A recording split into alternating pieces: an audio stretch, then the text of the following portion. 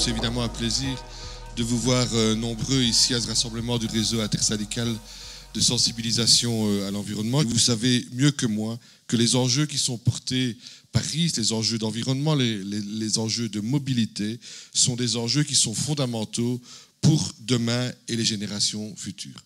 Je dis toujours, les délégués ont deux rôles fondamentaux qui sont d'une part tout le travail qui est fait dans les entreprises, la négociation, la concertation sociale, mais par ailleurs aussi un travail de sensibilisation et de conscientisation avec l'ensemble des travailleurs et des travailleuses.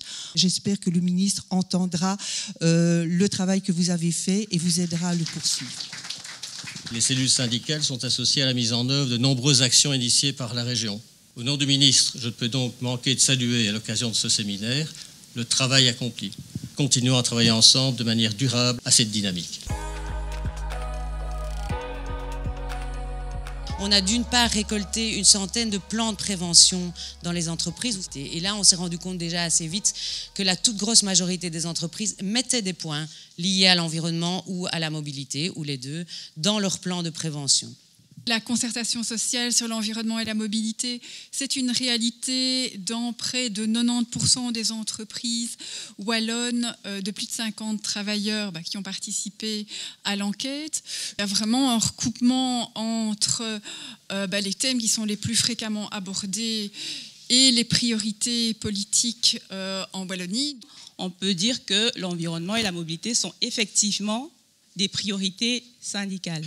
Alors, est-ce qu'il existe des bonnes pratiques en matière d'environnement et de mobilité dans les entreprises de notre échantillon? Nous avons proposé 17 thèmes de bonnes pratiques à nos répondants et on se rend compte que dans chacune des thématiques, il y a au moins une bonne pratique. 46% des délégations sont prêtes à partager ces bonnes pratiques. Je suis employé dans le secteur de l'agroalimentaire. Donc en fait, on transforme environ 110 000 tonnes de légumes en produits surgelés. Et de ce fait, on a une grosse consommation d'eau, une grosse consommation d'énergie. Avec le frigo à moins 24 degrés, donc une grosse consommation d'énergie. Cette énergie est reprise et réinjectée dans les bâtiments. On a aussi un projet de panneaux photovoltaïques sur une lagune. Le moteur de l'entreprise, il est très clairement l'économie d'énergie, mais certainement aussi l'image que la société peut donner du fait de son secteur d'activité qui est l'agroalimentaire.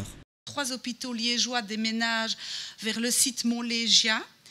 Et avec ce déménagement, beaucoup de questionnements sur la mobilité. À partir de ce moment-là, réunion, rencontre avec la direction générale. On a invité aussi des intervenants externes comme Taxi Stop, Tous Vélo Actifs. Il y a eu une belle organisation d'une balade vélo le dimanche vers le Montlégien pour bien montrer qu'on pouvait y arriver vélo. Et nous voici arrivés maintenant à la CNE-CHC à ce que la direction pense enfin à la nomination d'un coordinateur mobilité et nous allons pouvoir vraiment faire du bon travail tous ensemble. Notre direction est partie prenante du projet maintenant et c'est vrai qu'on arrive vraiment à avoir une bonne sensibilisation de tous par rapport à ce développement d'une autre mobilité. On parle toujours de grands projets, mais l'environnement, ça peut être aussi des petites choses. Et un jour, la délégation syndicale est venue avec l'idée, chez AXA, de mettre en place en disant tiens, dans notre politique d'achat, nous avons des machines à café, des distributeurs, est-ce que nous ne pourrions pas demander aux fournisseurs de venir avec du café équitable? Ça semble anodin, parce que finalement, une tasse de café, ça représente quelques grammes de café. Mais sur les millions de tasses de café consommées, au bout d'un an, ça faisait des tonnes. Les colloques comme celui-ci sont aussi évidemment porteurs parce que finalement ça permet aux gens d'entendre que des choses existent. C'est tellement important de partager les bonnes idées, les bonnes pratiques tous ensemble. La concertation sociale, que ce soit au niveau de l'entreprise, que ce soit au niveau des secteurs, que ce soit au niveau national ou au niveau régional, sont des instruments essentiels d'une politique efficace de préservation de l'environnement. Si on ne ramène pas au cœur des politiques environnementales le lieu de travail, on va passer à côté d'une série d'enjeux qui sont absolument fondamentaux et essentiels à aborder si on veut atteindre les résultats. Ce que je trouve formidable, c'est quelque part les actions que concrètement, avec, je dirais, de la volonté et de l'opiniâtreté, on parvient à mettre en place. C'est le rôle des délégués. S'ils ne vont pas de temps en temps titiller le boss pour justement le sensibiliser, les choses se passent plus difficilement. Il est difficile de reprocher à un employeur de ne pas s'intéresser à l'environnement simplement parce qu'il fonctionne dans une société qui n'incite pas à ça. Et clairement, l'environnement, ce n'est pas du tout leur tasse de thé. Ce n'est pas leur priorité, croyez-moi. Leur priorité uniquement, c'est du profit. Il est absolument nécessaire, je pense, parfois de réglementer que pour pouvoir obtenir des avancées. Oui, il est absolument essentiel d'avoir des outils avec des dents, d'avoir des outils contraignants, parce qu'on le voit, la législation a des effets structurants, et malheureusement, je crains que parier sur l'autolégislation et la bonne volonté des uns et des autres ne soit absolument pas suffisant au regard des enjeux auxquels on doit faire face. Souvent, les obligations légales ont également leur coût, donc là, il faut peser aussi les aspects positifs et négatifs. Dans bien des cas, la réglementation va s'appliquer à des entreprises où la chose n'est pas spécialement pertinente ou pas tout de suite. Et là, on se retrouve avec des lourdeurs inutiles pour des entreprises qui ont sans doute d'autres choses à réfléchir pour le moment. Et donc je pense que les cellules qui ont été mises en place, notamment au niveau wallon, sont là pour justement pallier quelque part cette réglementation et venir faire de la sensibilisation sur le terrain sans devoir passer par ces éléments de réglementation. Pour des questions de mobilité, d'environnement et ainsi de suite, pour aussi de santé au travail, il faut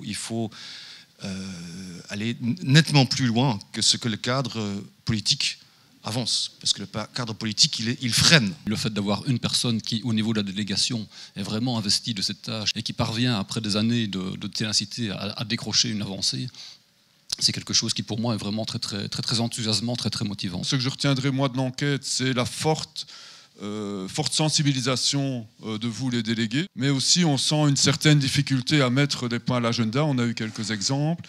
Et alors que du côté des employeurs, il y a aussi un mouvement de sensibilisation qui me semble relativement important. Il y a quelque part, on dirait sur le marché du travail, un mismatch. Le mismatch que met en avant Luc, je ne le partage pas tout à fait. Du côté de la cellule mobilité de l'Union wallonne des entreprises, il y a énormément de choses qui se font, il y a énormément de représentants des employeurs et des employeurs qui sont présents, qui sont actifs. On a aussi aujourd'hui des employeurs qui sont plus jeunes, plus conscients, qui arrivent sur le marché aussi avec ces considérations-là de manière plus intrinsèquement dans leur nature. Je voulais aussi, en termes de simplisme, sortir peut-être d'un discours qui oppose un petit peu trop rapidement profitabilité et environnement. La protection de l'environnement, la transition vers une économie durable et bas carbone, ce sont aussi des opportunités d'emploi, ce sont aussi des opportunités industrielles, ce sont aussi des opportunités d'investissement. Merci d'avoir conclu. Merci aussi pour la qualité des échanges.